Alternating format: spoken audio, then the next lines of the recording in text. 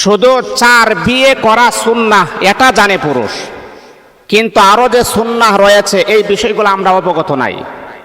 একটা পুরুষ খুব ভালো করে জানে যে 4 বিবাহ করা সুন্নাহ, তার স্ত্রীর সাথে কিভাবে লাগানো যায়, স্ত্রীর সাথে কিভাবে ঝগড়া করানো যায়, স্ত্রীর সাথে কিভাবে একটা ঝগড়া একটা ফাটাল সৃষ্টি করা যায়, এটা খুব ভালো জানেন।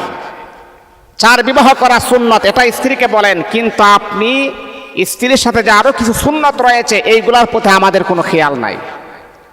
আহা, আপনি কি জানেন একজন স্ত্রীকে সালাম দেওয়া এটা যে সুন্নত, স্ত্রীর নাম ধরে ডাকা এটা যে সুন্নত, স্ত্রীকে সুন্দর সুন্দর বাক্য প্রয়োগ করা, স্ত্রীর প্রশংসা করা এটাও যে সুন্নাত, আপনি কি জানেন?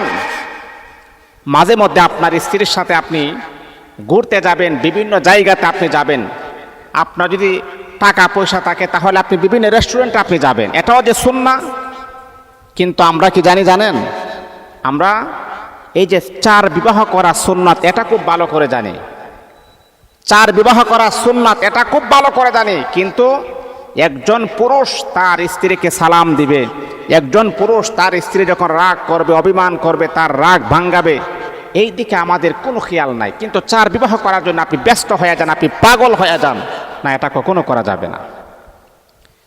ইসলাম আপনাকে এতটুকু সমর্থন করে না। ইসলাম আমাদেরকে শিক্ষা দিয়েছেন কিভাবে স্বামী আর স্ত্রী একে অপরের সাথে তাদের আন্ডারস্ট্যান্ড, তাদের ভালোবাসাটা গভীর হবে, এই সম্পর্কে ইসলাম আমাদেরকে শিক্ষা দিয়েছেন। অন্যথায় ইসলামের বাহিরে যত কাজ আপনি করবেন সেটাই আপনি গুনাহগার হবেন। আর ইসলামই হচ্ছে শান্তি।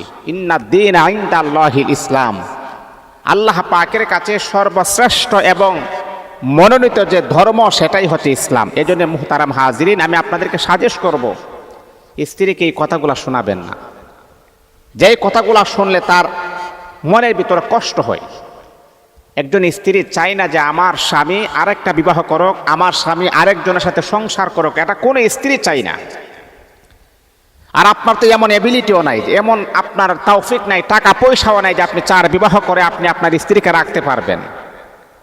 তাহলে যেটা আপনি করতে পারবেন না, যেটা আপনার সামর্থ্য নাই, সেই কাজগুলা কেন বারবার কেন আপনি আপনার স্ত্রীর কাছে কেন বলেন?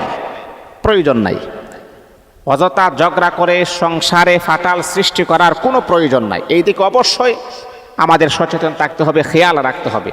আল্লাহ পাক আমাদের সকলকে বোঝার তৌফিক দান করুন।